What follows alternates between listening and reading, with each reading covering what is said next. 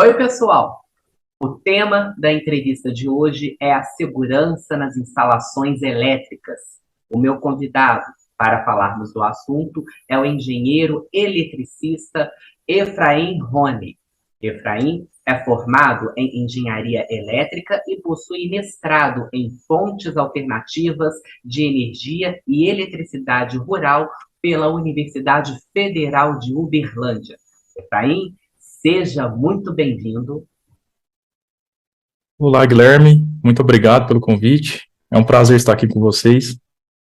Espero estar agregando ao máximo aí nesse tema que você está abordando hoje. Muito obrigado.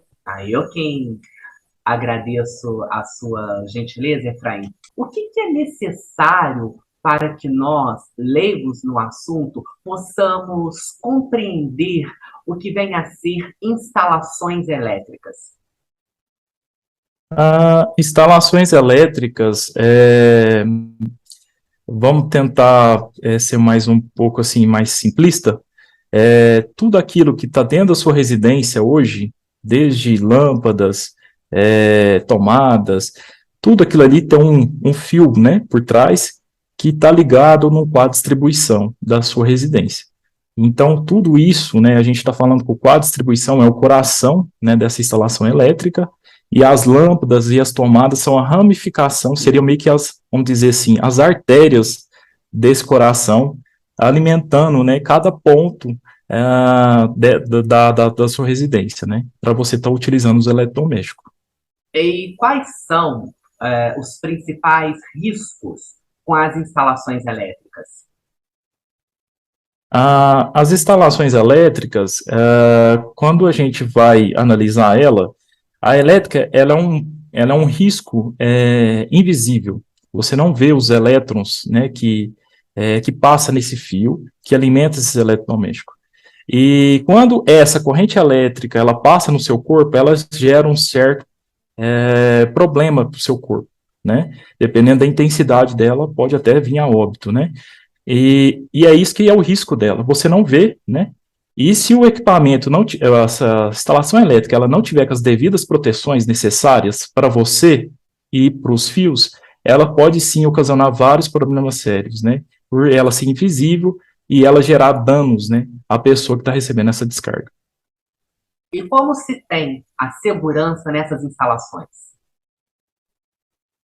Para você ter uma segurança nessas instalações, é bom você ter um bom projeto elétrico, né, dimensionado de acordo com as cargas, com os dispositivos de proteção, no caso, dispositivo de surto, dispositivo residual para proteção, né, das próprias pessoas, que se caso venha receber alguma descarga, esse dispositivo residual ele desarma protegendo a pessoa, ou crianças e demais animais domésticos também. Então, para você ter uma devida proteção, é bom você ter um bom dimensionamento, um bom projeto elétrico e pessoas qualificadas para executar esse projeto elétrico. E para executar esse projeto elétrico, apenas engenheiros eletricistas ou eletricistas também podem executar? Os engenheiros eletricistas, eles elaboram os projetos elétricos, né? São pessoas qualificadas. Os eletricistas, que a gente fala, são pessoas capacitadas para estar executando esse projeto elétrico. Então, o eletricista, ele tem um treinamento necessário, que seria o NR10, que é instalações de segurança, né, contra instalações elétricas, de proteção contra instalações elétricas, e ela faz, de 2 em 2 anos, reciclagem, né, desse curso. Então, os eletricistas, sim, são capacitados para estar executando esse projeto elétrico. Ô Efraim, as instalações elétricas, elas precisam de manutenção? Se elas precisam, de quanto em quanto tempo devem ser feitas essas manutenções? Sim, por mais que a gente acredita, né, que os cabos elétricos, tomadas e lâmpadas têm vida aí, a gente até tem, assim, para as pessoas mais leigas, eternas, né, porque vai utilizando e conforme vai queimando, vai trocando, né. Os fios, eles têm uma durabilidade, ele tem uma característica eletromecânica ali, que com o tempo, com a passagem dessa corrente elétrica, ela vai deteriorando esse fio. E com isso, a chance né, se você não fazer uma devida manutenção nessa instalação elétrica, a chance de acontecer um curto-circuito é grande. Então, o que a gente aconselha de tempos em tempos, de 5 em 5 anos, você vir verificando essas instalações elétricas, e se você vê que está acontecendo alguma queda de disjuntor no seu quadro de distribuição, sim, você procurar as pessoas qualificadas, no caso, os eletricistas, para estar verificando essa instalação interna sua, porque pode estar ocorrendo alguma fuga de corrente que futuramente pode ocasionar algum problema para você ou para as pessoas que estão ali vivendo nessa residência. Você falou em curto-circuito. De uma maneira simples e didática, o que vem a ser um curto-circuito? O curto-circuito é quando você toma, quando a pessoa, vamos falar assim mais didático, ela encosta a mão, né, num cabo que está passando a corrente elétrica, né? Então ela encostou ali nesse fio, ela recebe essa descarga elétrica, e isso seria, né, vamos falar assim, esse curto-circuito que ela estaria recebendo, ela receberia uma tensão que essa corrente que está passando nesse fio vai drenar nela direto para a terra.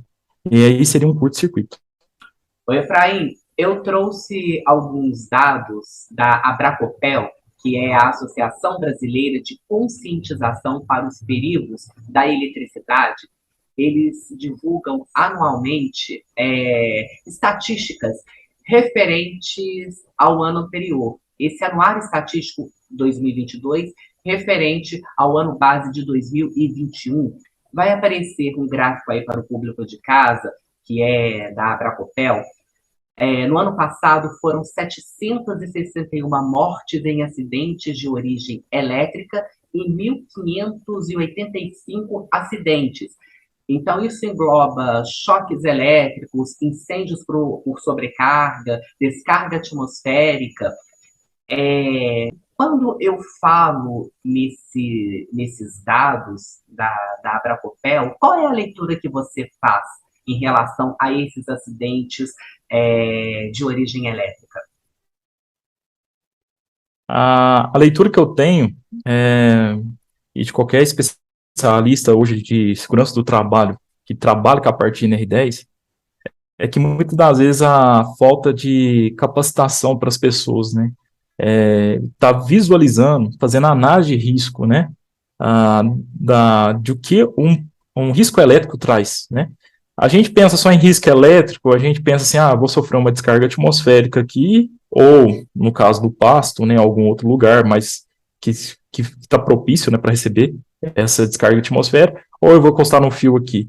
Mas você tem a gente tem que lembrar que o risco elétrico ele tem o risco de queda, né, que são riscos adicionais que a gente fala. Então, a pessoa que está ali trocando uma lâmpada, ela tem um trabalho em altura para estar chegando nessa lâmpada, e aí ela recebe uma pequena, um pequeno, né, choque elétrico ali, e ela vem a cair. Então, muitas das vezes, se você for pegar nesses dados, ela não entra como acidente elétrico. Mas o que ocasionou o acidente foi um choque elétrico, porque ela se desequilibrou dessa escada e veio cair. Então, são dados, sim, preocupantes, porque muitas das vezes acidentes domésticos são uma das maiores causadoras aí dos índices, né, de acidentes residenciais, e abrange muita coisa, né, e risco elétrico, ele, que nem eu já mencionei anteriormente, ele é invisível. Então, muitas das vezes a pessoa não tem essa noção de análise de risco e vai fazendo os procedimentos dentro da própria residência sem os devidos equipamentos, né? Sem desligar um disjuntor, sem fazer um teste de tensão, e com isso vai ocasionando vários acidentes. E muitas das vezes gera óbito, né? E isso traz muito prejuízo, né? Tanto patrimonial quanto para a própria pessoa, para a família ali. Então, a análise que eu faço é isso, muitas das vezes a pessoa não tem essa análise e é necessário, né, pelo menos desligar um disjuntor antes de fazer uma manobra elétrica, porque ali, por mais que ela não tenha conhecimento, ela sabe, ou desligar um padrão, porque ela sabe que não, a chance de acontecer algum acidente é bem menor do que fazer com algum equipamento, né, ligado. E neste mesmo anuário estatístico da Abracopel, vai aparecer aí para o público de casa mais um gráfico. Os acidentes com mortes ou não por choques elétricos nas residências mostraram que fio partido ou sem isolamento, eletrodomésticos e eletroeletrônicos e aquela extensão, ou os famosos T's, estão entre os principais causadores desses acidentes. Como a população pode ficar vigilante para prevenir esse tipo de acidente? Para a sociedade ficar vigilante, é necessário, no caso dos Benjamin ou das extensões, a gente não vir sobrecarregando essas extensões, esses Benjamin, né? Se tem entrada para duas tomadas, coloque só duas tomadas, não vai fazendo T em cima de T ou extensão em cima de extensão. Dentre mais, a gente pode falar, se o quadro de distribuição da residência tiver com as devidas proteções, tanto com o dispositivo residual, quanto com o DPS, quanto com o disjuntor bem dimensionado, se ocorrer algum curto-circuito nesses T ou nessas extensões, sim, o dispositivo residual, junto com o disjuntor, vai desarmar.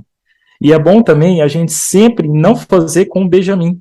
A gente não indica muito Benjamin, porque é melhor você trabalhar com filtro de linha, porque ali ele tem um fusível que, se vir dar um curto-circuito, esse fusível vai abrir, não gerando um curto-circuito ou um incêndio, né? Porque a maioria dos casos de incêndio também, é bom frisar, sim, provém das partes de curto-circuito elétrico, que é os fios descascados, né? E o mau dimensionamento desses cabos, com o sobreaquecimento deles. Eu vou entrar em incêndios daqui a pouco, mas nesse mesmo anuário, Efraim, o que chamou a minha atenção foi que os acidentes em residência por choque e o tipo de eletrodoméstico, esses dados, né, do ano passado, colocou a geladeira e a máquina de lavar como os principais causadores de acidentes em 2021. O que você pode atribuir para termos essa estatística? Porque muitas das vezes esses equipamentos que estão em área úmida, essas residências, por ser antiga, elas não têm um dispositivo residual, que é o DR. E com isso, porque como é área úmida, tem água ali, e a água a gente já sabe que ela é condutora. Então, como é a máquina de lavar, então escorre essas águas, geralmente, dessas máquinas de lavar, e por estar eletrificada aquela região e não ter o dispositivo residual, vem a ocorrer o choque elétrico, né? Então, por isso que o índice são altos nessas áreas úmidas, né? Por conta da umidade da água, né? Se tiver o dispositivo residual, a chance de acontecer algum acidente é bem insignificante, porque o dispositivo residual vai estar desarmando, protegendo a pessoa que está utilizando esse equipamento. Incêndios por sobrecarga ou curto-circuito, a Abracopel, ela mapeou as 5 regiões do Brasil, vai aparecer aí na tela um gráfico mostrando que na região norte foram 56 incêndios com 2 mortes, no sul 197 incêndios com 16 mortes, no centro-oeste 94 incêndios com 7 mortes, no sudeste 176 incêndios com 6 mortes e no nordeste 114 incêndios com 16 mortes. Construir políticas públicas para tentar diminuir esses números citados seria o caminho mais adequado? Falta uma política pública para conscientizar as pessoas? Eu não vou muito por essa linha de raciocínio, não, Guilherme. Sabe por quê? A gente tem um CREA e a gente tem um órgão fiscalizador muito atuante.